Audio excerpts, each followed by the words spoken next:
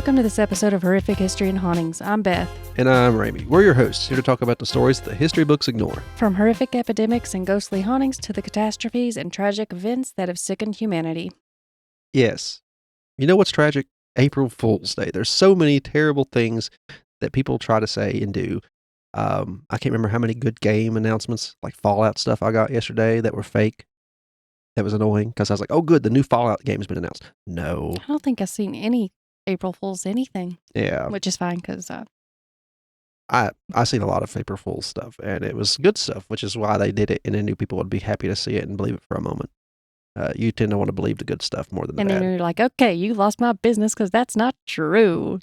It was all people sharing fake ads and fake things from other things. Unfriend. It was wild. But no, that was tragic. It was April Fool's Day yesterday. What is today? If we'd have recorded this on April Fool's Day, that'd have been so much better. We could have just said anything.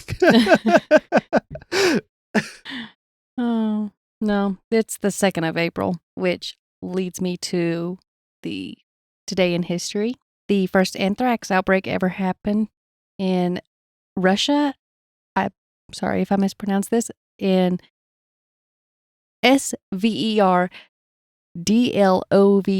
Not even going to try to pronounce it because I don't know. Oh, yeah, I can't do Russian either. Yeah.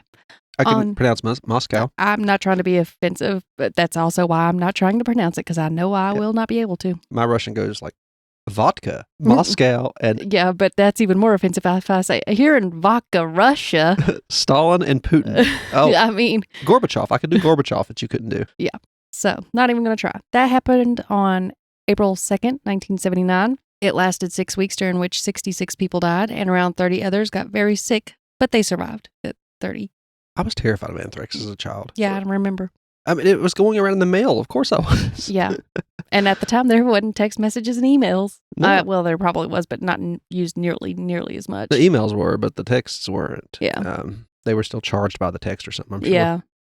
A few cents per text. Yeah. So nobody used them as much. Yeah. Apparently, I watched a lot of tech videos. In Europe, they were blowing up before we ever got a hold of them. Yeah. At first, when people were getting sick, the Soviet government blamed tainted meat. However, due to suspicions about the town's biological weapons plant, the world doubted this explanation. I can see why. It just so happens everybody here got food poisoning. Oh, 13 years later, it was revealed that workers at the plant had neglected a filter which released anthrax spores into the air. That was Soviet cost cutting at its best. Mm-hmm. Oh, well, that in Chernobyl. Well, yeah. The wind carried the spores, which infected people and animals nearby. If the town had been downwind, more people might have died. Yeah, and Russia's so vast, the wind probably couldn't carry it as far. Yeah. Which tells you how dangerous Chernobyl was, because the wind did carry that very far across Europe. We need to do a whole episode about those. About anthrax? No, well, that too. Honestly, anthrax bores me. Did you know it's a bacterium? I didn't. Yeah. I thought it was just something they created and shoved in the mill. No, I'm pretty sure it has something to do with damp, moldy places. Kind of like a spore almost. I think of caves when I thought of it. Maybe there's something to do with caves too. Doesn't it? Well, I guess not, because a lot of things live in ice. I might have heard about a time, or maybe it was a show, maybe it was a house or something. Somebody had anthrax from going in their attic once. So if it wasn't on house, then yeah, it can just grow anywhere, which is dangerous. Yeah. But it can enter the body in various ways, with inhalation being the most lethal. And enema being the oddest. Yeah, you're probably in a very bad situation if it's going that way. Yeah, something's went wrong somewhere. Blink if you need help. In 2001, anthrax spores were used as a terror weapon in the United States, and it caused deaths and infections, and I believe that's about the time you started panicking. Uh-huh. I mean, it was death through mail. Yeah. I was like 13 or so. Also, I forgot his name, but the Pope died in 2005, whichever one that one was. John Paul? Yeah, that one. I remember because I was in school. Well, they wanted me to make a hat or a boat because the teacher asked me to, because apparently nobody in the class knew how. So I made a boat. No, I made a large hat out of a newspaper that she had. And the funny thing was, when we turned, well, I don't know if it's funny, it's kind of insulting. You turned around the back, she put it on and then turned around, and I didn't do it on purpose. I wasn't that good at making them. I just folded the paper. When she turned around, the Pope being carried out on his deathbed thingy was standing up on the back of her hat. I didn't do it on purpose. She didn't think I did it on purpose. Oh. But it was just some weird coincidence. It was slightly, not slightly, it was very bad. Yeah. She was a very cool teacher. Her name was Miss Salts, which I remember because she lived in Saltville. I've never heard the name Salts. We're going to talk about I'm assuming it's pronounced Dybbuk? Dybbuk. Dybbuk?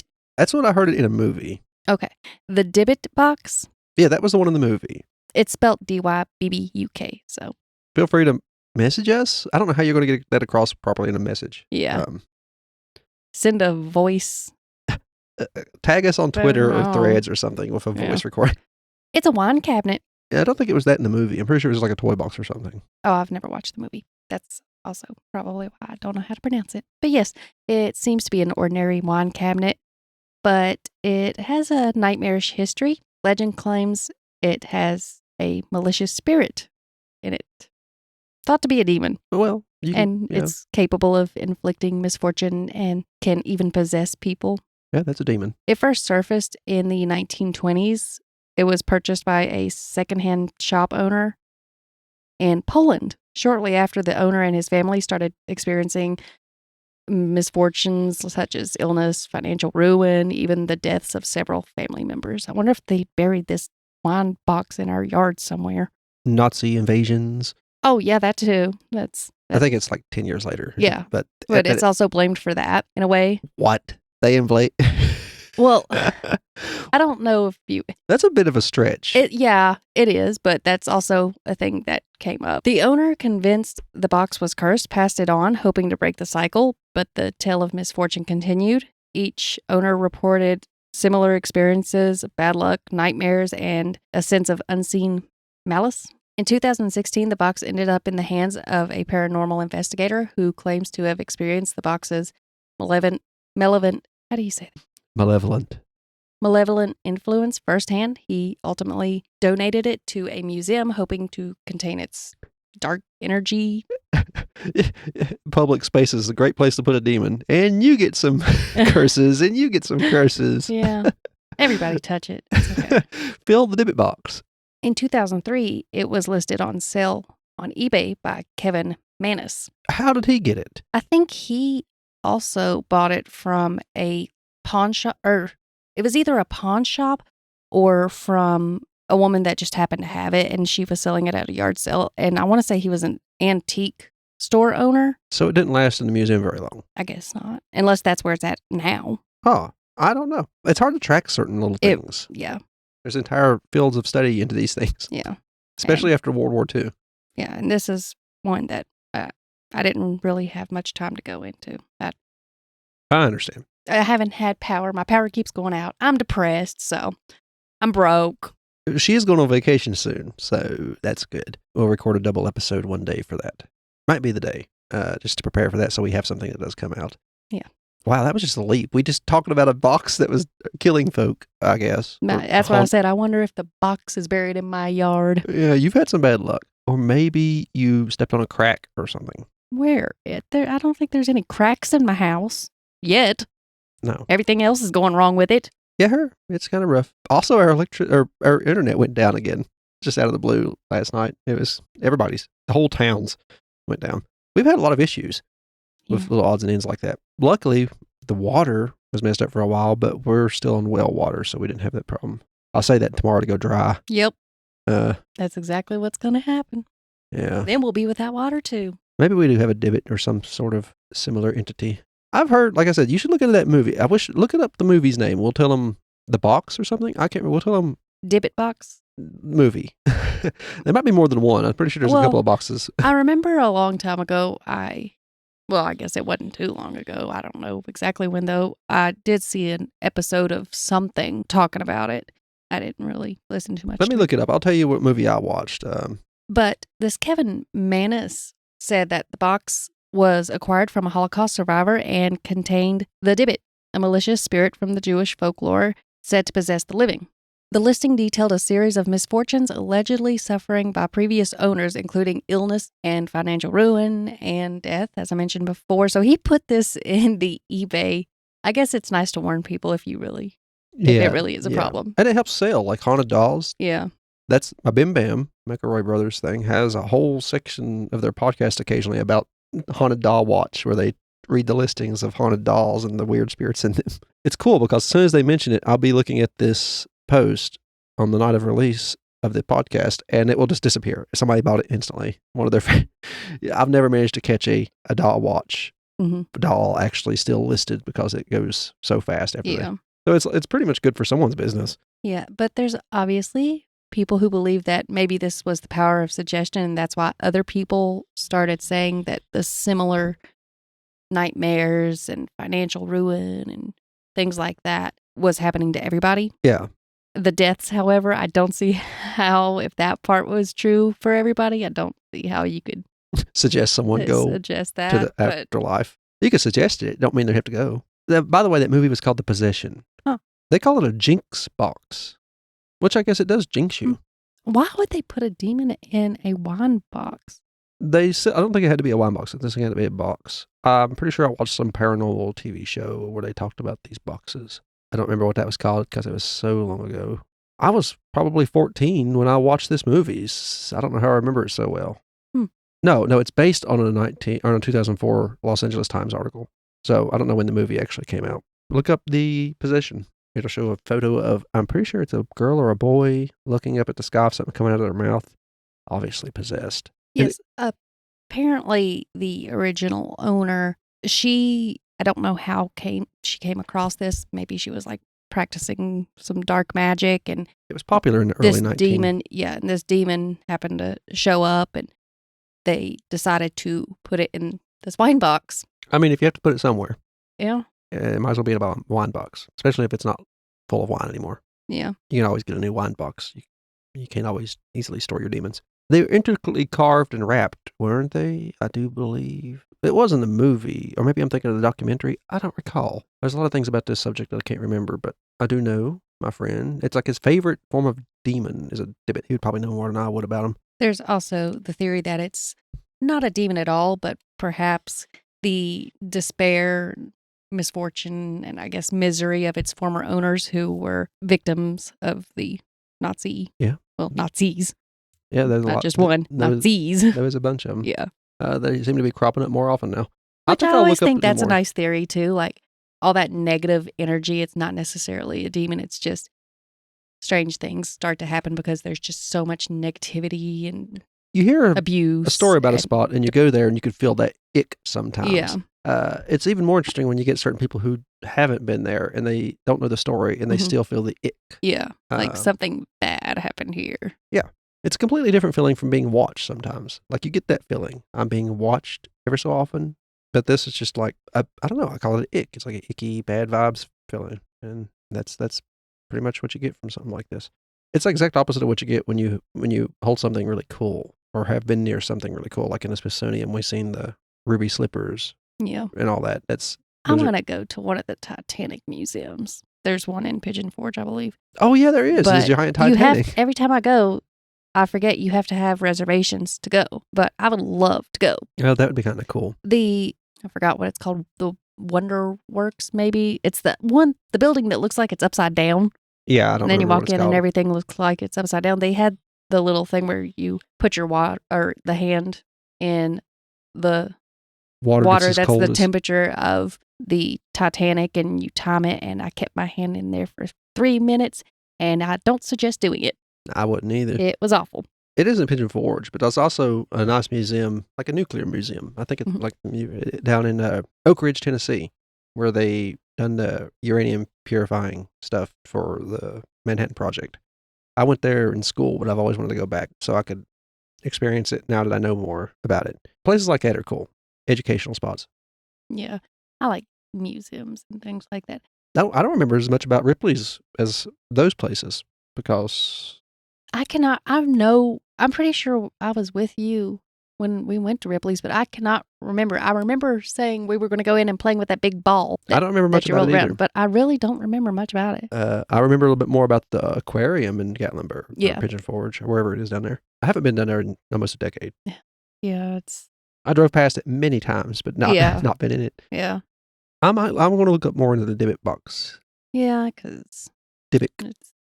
I mean, there's more to it, and obviously the whole Nazi thing, it's not proven. Oh, yeah. Clearly, and it's not proven that there's actually a demon in the box. It's just... Nazis. Yes, they shoved the Nazis in the box. Probably wouldn't have been a bad idea. Well, we went to the Holocaust Museum and seen all the shoes. Yeah. Very sad story. When we went way back when, we got a ticket that told you someone's name who was in the camps, and you would go through and you would learn their story while they were in the camps. And was it yours or mine? Everybody didn't survive except for one of us out of the group of, what was it, 5? I think I was the one that survived. One of us survived. I died of a disease. Everybody else died of different starvation, other things, and one survived. And then you see the wall of shoes, and you just understand. Mm-hmm. I don't know how they've changed that, shoes. or if they've changed it at all since I was there. I would like to go back to that, like the Smithsonian, the Holocaust Museum. Yeah. I looked up where the box is now. Apparently, someone named Haxton paid $280 for it. That's a bargain for some bad luck. He refuses to sell it because he says it's not ethical. He apparently has many people offering him money for it because of this whole thing, and he refuses to sell it. Is it because it was related to the Nazis? He buried it. Oh, he thinks it's actually cursed. It might be. I don't know. It says he now keeps the cabinet safe, in quotations, inside a military-grade case, which he buried. Fascinating. Which is probably for the best. Did you bury it on my property, perhaps? Because I'm going to need you to come get it. I need some electricity now, please. Yeah. Also, I got stung on the butt while trying to put flooring down in my cat's room because, I don't have kids, so my cat gets its own room because we were getting a wood stove. And I was helping Joey put the flooring down, and wasps kept coming in somehow. I'm assuming through the window, but we couldn't figure it out, but we always seen that they were in the window, and one of them must have got on the floor and crawled up my nightgown and stung me on the butt. And then your power went out. My power's been out before. It never ends. It's like never ending. Oh, golly. I have a tent you can stay in. There's a spot for an extension cord to run through it. From where? We can run an extension cord from anywhere, like our front door. We've put an extension cord for the saw for the flooring, and that's what caused the other part of the power that was working properly at the time to go out, and it somehow came right back on after we went to bed and was like, you know what, screw it. Odd. So, I mean, at least that part is on at the moment, but we look ridiculous with a headlamp. Shout out to those headlamp people that sent us those, because that has actually come in handy. Night Buddy? Yeah. Shout out to them. Yeah, we were provided some Night Buddy headlamps to review on TikTok. But we do look ridiculous trying to cook food in the dark. I've used mine. If they'd have gave us some more time to make the videos for TikTok for those, we could have done so many better things. I mean, they gave us plenty of time, but none of these things happened during that time. We had to, like, the basic stuff. Yeah. Go check to make sure our water wasn't frozen and stuff like that, because we do run on a pump. We've done that kind of stuff with those headlamps. But now, since the 3 months since then, has been so many more reasons to use those headlamps. Yeah. It really has. It was, if they would have just waited. Yeah. I mean, we could still do it, but that'd be kind of weird. Perfect. Our power sucks. So we have to have this headlamp. They're the only people who've ever reached out for us to do anything like that. And I did see a couple of reviews where people said theirs messed up, but ours have held up well. Mine has been great since my power ain't working and I ain't got no lights in my living room and kitchen. So the fact they're waterproof and all that, God, here we are advertising for somebody who hasn't even paid us to do it. But thank you, Night Buddy. You kept my sister's bad luck at a slight. But that one bit of positive in my life is your headlamp. Yeah. Oh. I should point out, our TikTok isn't full of advertisements like that. It's got those and those only. Yeah, literally nobody else wants us. But they have like random cat videos, tabletop role-playing game videos, and a lot of podcast clips. We get those out there. Who knows if TikTok will still be around next month at this rate. Oh, yeah. So, yeah, maybe there is a Dybbuk box buried somewhere on the property. You see, Mama found so many arrowheads when they were plowing up things. I'm wondering if we aren't on some cursed land. Oh, apparently the girl, I'm looking more into this as we're talking, sorry. Apparently the girl that was the granddaughter of the original woman that was supposed to put this demon in the box told the person that was buying it that it should always stay shut, and they opened it anyway. It's like Pandora's box. Yeah, you tell me not to open the box, I'm going to open the box. Yeah. So, I mean, look what happens when you open the box, though.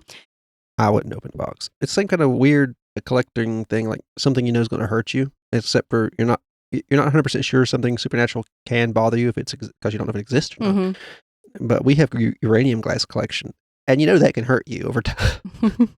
So I guess I could see why.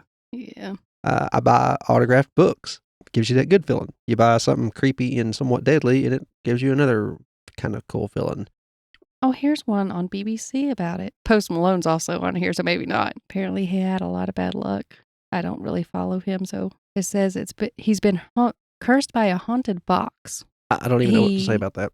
During a visit to the Haunted Museum in Las Vegas to look at what was meant to be the world's most haunted object, he touches the box. Did he get ushered out of the museum Or immediately? wait, no, someone else touched the box, then touched him. And they chose to pick on Post Malone instead of the other person. Yeah, I guess so. So I guess it is in a museum now and not buried. Maybe there's more than one.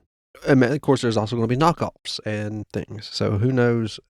I'm not skilled enough to track the true. He doesn't seem to be blaming the box according to this article. Then why? Is it even in the article? Well, that's literally where it ends. It doesn't say what he's blaming. Oh, okay. He says he's got his own theory and that's it. What's his theory? Come on now. I love BBC, but come on. Well, now we know something about something, I guess, of all of our ramblings in between. Yeah, to be fair, like I said, I didn't have many notes about this one at all. I've had a lot going on, but I've enjoyed the random ramblings. You mean the things we've done today? Or are you talking about the stuff you've been reading? The random ramblings. The one was okay. The shout out to the head buddy, even though we night didn't buddy. Oh yeah, the night buddy. Even though we didn't get paid for it, I'm shouting that out. Yeah, because maybe I need to get a box and shove some whatever is going on in my house in it. Yeah, get a spiritualist or a priest. I think all I have is some plastic totes, though. Does that count? They'll last longer than any wooden box will. According to environmentalists. Oh. I believe them. Use a plastic box if you want it to last. On that, I guess I will say, if you like what you've heard here and you want to hear more, we're part of the Gruesome Gaming Group podcast network. We have 3 total podcasts, including this one. We have Brother Knows Quest. It's a podcast where I tell my sister about a new tabletop role-playing game every week. Some of them are short, some of them are long. Just depends on the game we're covering. And she tells me what she thinks after that about them. And then we have her, Leveling Duo? It's a podcast where me and my sister or me and my friend Dakota, it just depends on who's in and what we talked about. We'll talk about a new video game we played or something we really enjoyed like that. They don't come out as often because we don't have as many. When we stick to a game, we stick to it for quite a while, and there's no point in covering it every week. And then that's it. Those are the only podcasts. If you like those, there'll be a Linktree link in the description of this episode. It'll take you to all of our socials. They'll be at the top of the list in a little row. Below that will be a link to our home website, the Gruesome Gaming Group, where you can subscribe or sample our other podcasts. And below that will be a option to send us a donation or a tip. We'll appreciate it if you do. Don't feel compelled to. They're there. We're trying to get an affiliate program, so if you want to start another affiliate program, so if you want to start buying stuff to support us or just get something you're interested in and support us at the same time, that's there when we get that worked out. It's not there yet. Also, the socials. That'd be a great way to reach out to us. If you don't want to use the socials, like Twitter or Threads or whatever, you can use the emails below that. They will reach out to us. The Horrific History and Hauntings one will reach out to Beth. The Gruesome Gaming Group one will reach out to us, and it'll be about any of our podcasts that will want to reach us. Thanks for the people who leave reviews. We're still going through them all, and we will, like I said, after we get a few to make an episode, long enough to make an episode, I guess, we'll cover them all, or the ones we got at that time. Keep leaving them. We'd like to see them. That's kind of cool, seeing people enjoy our stuff. Even if they're not good ones, at least it's feedback. That's good too. Thank you for listening. I've been Ramey. And I'm Beth. And this has been HH&H. Bye-bye.